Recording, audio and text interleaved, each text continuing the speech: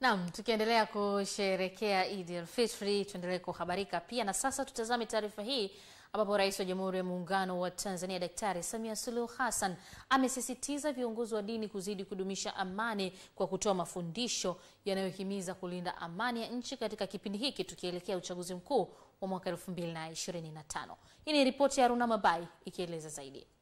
Wakati akishiriki baraza la Eid al-Fitr na viongozi mbalimbali wa dini ya Kiislamu, amewahimiza kuongeza mafundisho ambayo yatahamasisha amani kwa wananchi kama ilivyokuwa katika kipindi cha mfungo. Kwa mwaka huu tunakabiliwa na uchaguzi, hivyo nawasihi sana viongozi wetu wa dini tushikilie msimamo wa imani, udhibiti wa nafsi zetu na wajibu wetu katika kuikuza na kuitunza amani yetu nchini.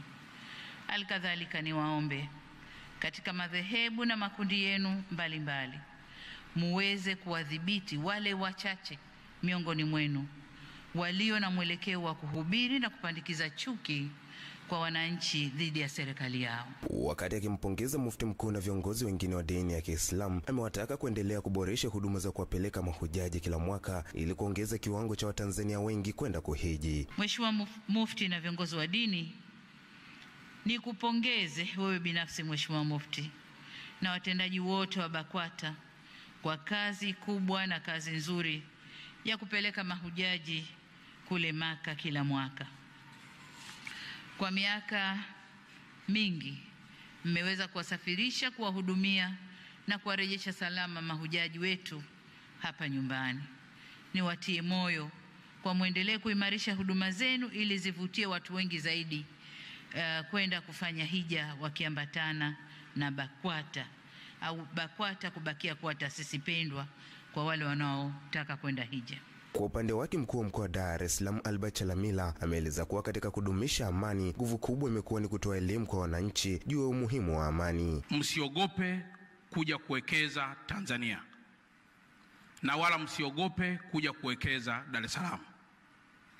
Naomba niwathibitishie kwamba katika kipindi ambacho tumejipanga vizuri sana kuhakikisha amani iliyopo inaendelea kutawala na kuwa hivi ilivyo ni mwaka huu 2025.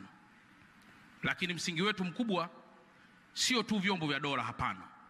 Tumejipanga kuendelea kutoa elimu kubwa kwa Watanzania wote na hasa wa Dar es Salaam na mahali pengine kuhusu thamani ya amani na kulinda taifa letu. Naye Sheikh mkuu wa Tanzania amesisitiza juu ya umuhimu wa kutunza amani ili kuepuka machafuko nchini. Amani ni kitu ambacho kinahitaji kutunzwa, na ikiwa nyinyi mwahisi kwamba mmejaliwa na Mungu mko katika amani, si mpaka muitunze?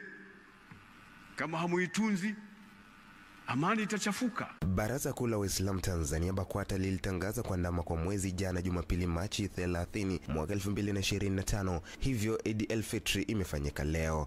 Nikiripoti kutoka Dar es Salaam, mimi ni Haruna Mabai wa EATV.